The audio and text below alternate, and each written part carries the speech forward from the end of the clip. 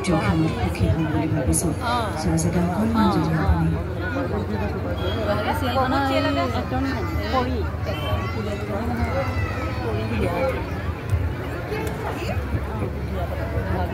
নমস্কাৰ সকলোলৈকে সেৱা জনাইছোঁ সকলোলৈকে মোৰ অন্তৰৰ পৰা শ্ৰদ্ধা জ্ঞাপন কৰিছোঁ উপস্থিত সকলো ৰাইজে আচলতে ভাষণ দিব পৰা মানুহ মই নহয় মই গোটেই জীৱন তললৈ মুখ কৰি বজাই থাকোঁতেই গ'ল এতিয়া জুবিন গাৰ্গে এনেকুৱা এটা জেগাত এৰি থৈ গ'ল তাত সেই দিনটোৰ পৰা কথা কৈ থাকিবলগীয়া হৈছে যিটো অভ্যাস একেবাৰে নাছিলে আজি মোৰ আচলতে দুৰ্ভাগ্য এইটো মই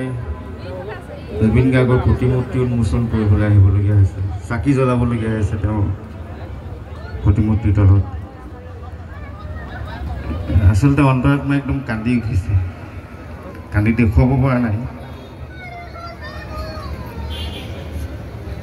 কথা ক'বলৈ দিগদাৰ হৈছে আচলতে মই জুবিন গাৰ্গক লগ পাইছিলোঁ 1989 চনতে মই মেট্ৰিক দি উঠিছোঁ আৰু তেওঁলোক তেতিয়া হায়াৰ ছেকেণ্ডেৰী ফাৰ্ষ্ট ইয়েৰত আছিলে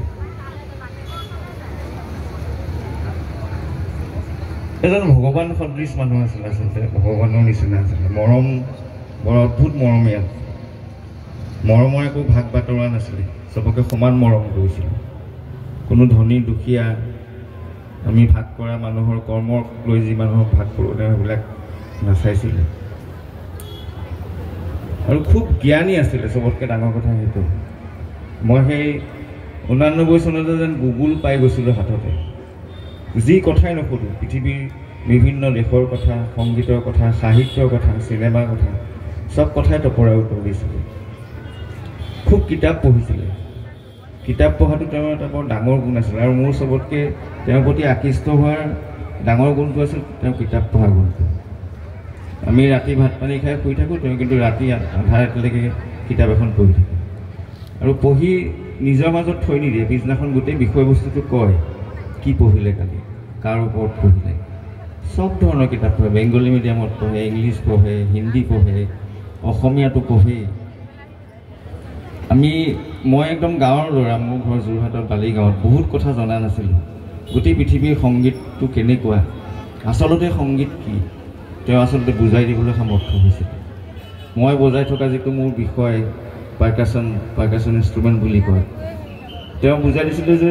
পাৰ্কাছনটো এনেকুৱা এটা বস্তু আমি যদি ক'ৰবাত শব্দ কৰোঁ আৰু সেই শব্দটো যদি সংগীত উপযোগী হয় সেইটোৱে পাৰ্কাছন বৰ ডাঙৰ কথা কৈছিলে কথাবিলাক বৰ ডাঙৰ ডাঙৰ কথা কয় কেতিয়াবা কয় মই ওচৰত বৰ ভালকৈ নেদেখোঁ আঁতৰতহে ভালকৈ দেখোঁ মানে গাতে লাগি থাকিলে বৰ ভাল নাপায় আঁতৰত থকা মানুহটো ভালকৈ চায় অনুভূতিবিলাক বেলেগ ধৰণৰ আছিলে আমাৰ নিচিনা নাছিলে আমি য'ত চিন্তাটো শেষ কৰোঁ তেওঁ তাৰপৰা আৰম্ভ হয় কিবা এটা গানৰ কথা যদি ওলায় আমি ভবাটোৰ 10 গুণ ওপৰত তেওঁ ভাবে আৰু খুব মানে পজিটিভ আছিলে কোনো কথাই নহ'ব বুলি নাভাবে হৈ যাব মই আছোঁ নহয় আগবাঢ়াচোন নোহোৱা কোনো কথাই নাই গতিকে এজন মহান আত্মা মই যিমান দিন লগ পালোঁ এনেকুৱা লাগে যেন নটৰাজ শিৱ ভিতৰত সোমাই আছে অনবৰতে চঞ্চল হৈ থাকে একে জেগাত নবহে আপোনালোকে ক'ৰবাত যদি লগ পাইছে দেখিছে এই 1 মিনিট যদি চকীত বহিলে 10 মিনিট খোজকাঢ়ি ফুৰিব এই দোকানখনৰ মুখত গৈ বহিব ফুটপাথতে বহি দিয়ে কেতিয়াবা জোতা চিলাই কৰা মুচিজনৰ ওচৰত বহি থাকে এবাৰ জোৰ তিনিআলিত তেনেকুৱা হৈছে মুচিজনৰ জোতাযোৰ কিবা এটা কৰিবলৈ দিলে দি ওচৰতে বহি দিলে গোটেই জোৰ তিনিআলিটো জাম হৈ গ'ল মানুহে ফটো মাৰিবলৈ আহি লাষ্টত ট্ৰেফিকসকল আহি পেলাই ৰিকুৱেষ্ট কৰিছে যে দাদা আপুনি উঠি যাওক জোতাযোৰ আমি দেৱদাৰ ঘৰত দি থৈ আহিম ওচৰতে দেৱবৰকটকী ঘৰ আছিলে সেইটো মই সাক্ষী আছিলোঁ তাৰমানে লাষ্টত আমি জোৰ জবৰদস্তি আকৌ লৈ গৈছোঁ তেতিয়া ৰাস্তাটো খালী হৈছিল একদম সাধাৰণভাৱে জীয়াই আছিলে মই বহুত কথা কৈয়ে আছোঁ আপোনালোকে শুনিছেই আৰু খাটি খোৱা মানুহক খুব ভাল পাইছিলে কাম কৰা মানুহক আমাকো কয় মোক কেতিয়াবা ক'লে আজি কাৰ লগত প্ৰগ্ৰেম আছে মই যদি কওঁ আজি মই আচুৰ্যৰ লগত যাম এই বঢ়িয়া বজাই থাকা সদায় বজাই থাকিবা কেতিয়াও নক'লে যে আমুকৰ লগত নাযাবা আমুকত নবজাবা মই জুবিন গাৰ্গৰ লগত বজাই থকা সময়তো মই মইনা পাৰিজাতৰ কম্পিটিশ্যনত বজাওঁ বুলি তেওঁ ভালহে পায় সেইটো যে সদায় কাম কৰি থাকে গতিকে মই আশা কৰিছোঁ আজি লালুকত প্ৰতিমূৰ্তি হৈছে শিলৰ প্ৰতিমূৰ্তি এনেকৈ জুবিন গাৰ্গ মানুহৰ আত্মাৰ মাজত জীয়াই থাকিব আৰু নতুন প্ৰজন্মৰ বাবে জুবিন গাৰ্গৰ কৰ্মৰাজিৰ মাজত নতুন প্ৰজন্মক দিব পৰাকৈ অজস্ৰ সম্ভাৰ আছে গতিকে জুবিন গাৰ্গৰ এই কৰ্মৰাজি গৱেষণা হোৱাটো বৰ দৰকাৰ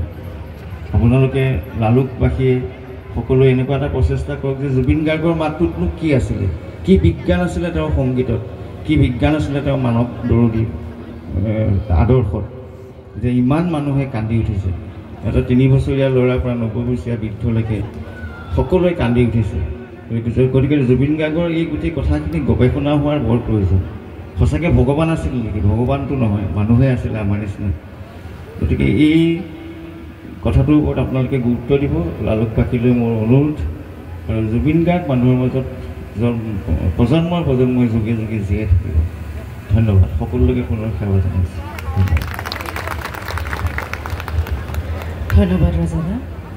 জুবিন দাবিহীন আপোনাৰ সংগীতৰ যাত্ৰা সদায় ভাল হওক শুভ হওক ভগৱানে আপোনাক শক্তি দিয়ক সদায়